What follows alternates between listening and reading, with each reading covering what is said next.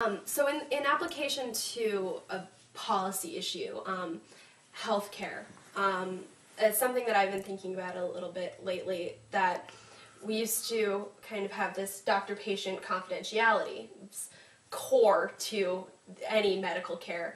And now, though, it seems like we tell our problem to a receptionist, who tells it to an administrator, who tells it to an insurance person, and these people run all of our records, and all of our health records are kept in a database in DC, and all of a sudden you find yourself in these positions where these companies that hold all your information have a great deal of power over the choices that you have in what you do with your own personal body. And so I'm wondering, where do we cut it off? Where do we say, you know what, actually, you don't get to see my, pre-established conditions, my pre-existing conditions, and I make my own choices about what I do with my body, and we say, no, that information is just for me and just for my doctor. And in all of this, it seems like we just don't really know how to say no. We're like, oh, Google, oh, Facebook, you're collecting our information. Oh, Blue Cross, oh, you're collecting our information. And can we say no? Is there an option? Usually not. I can go off the grid. The question of medical information privacy is not in your hands. The overall structure is not in your hands. The aim, so there is in fact, you're asking is an enormously complex question, which I don't understand. I don't understand the topic well enough. But there is, right now, we are in a very strong tension between two extremes, and I don't know what will happen. So on the one hand, we have very firm rules, HIPAA rules, that say exactly, no, your medical information may not be shared. Precisely for the reasons that you say, and doctors jump through many hoops now, many of which seem arbitrary and sometimes stupid, in order to preserve strict patient confidentiality.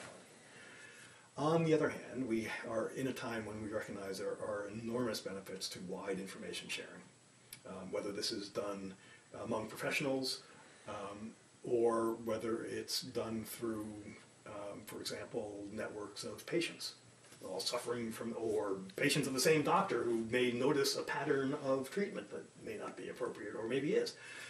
So we're seeing now, in every field, an enormous rush of benefits and new knowledge based upon the wild sharing of information. This is not necessarily database-based information, maybe those sorts of things that you're posting or writing, nevertheless.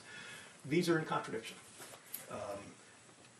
And it's not a contradiction that will be easily resolved. The extent of patient confidentiality will be resolved by the government. I don't know where they're going to stay, where it's going to happen. I mean, the Obamacare proposal addresses some of this directly and some of it indirectly. No pre-existing conditions means that we have to, even though we know something, it's very much like the privacy thing, right? Even though we know something, even though I can hear you talking going down the street, I'm not allowed to pay attention to it. And the health insurance companies are not allowed to pay attention to it if his healthcare proposal goes through. That's a norm. In this case, it's a policy that's instituted for a particular reason, so that you'll be able to get medical treatment. So part of this is decisions that we'll make because they're policy, and part of it is a set of norms about how comfortable you're going to be about sharing the fact that, and there's a whole range of diseases that we used to be ashamed of acknowledging. All sorts of sexually transmitted diseases you would never, ever, ever acknowledge anywhere. And now or mental conditions as well. Used to be a matter of deep shame. Things change. So we have policy that will be set, we'll know, and then we'll have these set of norms that will eventually drive policy in the direction that we want it to. But it's all unresolved because this is stuff we have to invent and live through. It's all a political process, and I mean a big sense of political process. This is all a contention of interests and behaviors and norms, and there's literally no way of predicting where it will end up because it hasn't ended up there yet. We have to do it. Right. Yeah, I think that that's kind of, I mean, I apologize for such complex questions. I think these questions are very complex, and that's why we, the Berkman Center and Tech4thought, we're trying to kind of just begin to seed through all of these new things that are happening and try to come up with some solutions after we research probably for years and years. But now that we've did a little doom and gloom of the privacy age, maybe... I'm thrilled by it. Yeah. I'm not doom and gloom about it at all. Well, In fact, exactly. It totally does not bother me, and this is where I think I differ from many of my colleagues, politically anyway, is that it doesn't bother me that Google looks through, that Google's computers read my mail. I use Gmail. I know they read my mail. Computers do because I get ads that are targeted to the mail. So if something's looking at it, I don't care if a computer sees that I'm saying something that I wouldn't want the world to see. I mean, I don't care. I don't care that a computer knows where I'm going on the web, even though I may go someplace I may not want somebody else to know. That doesn't bother me at all. My friends will not like me for this, but it doesn't actually even bother me that the National Security Agency is looking through my email also.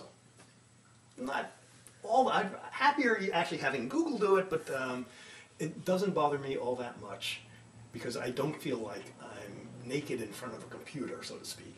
Who cares? It does bother me when an agency, government agency in particular, comes to bad, stupid, overreactive conclusions and acts on them, and people are excluded from the country, people are put on no-fly lists, or in the worst case, people are taken away and unjustly jailed. Those are all terrible outcomes, but they aren't necessary. This is maybe where I disagree. They aren't necessary outcomes, inevitable outcomes of having computers look at what we are saying. If it turns out that it is an inevitable outcome, that if you're going to have computers look at what people are saying, then inevitably there's going to be an unacceptable rate of sort of false positives, of people who are unjustly treated, then I'm against it. But I'm not against the looking through in itself. Mm-hmm. I don't feel, and in the same way, in London, you're photographed 800 times a day, something like that. There's just tens of thousands of security cameras. The British, who do have some tradition of liking privacy, have put up almost no fuss about this because, I assume, because it's everybody and because it's not acted upon.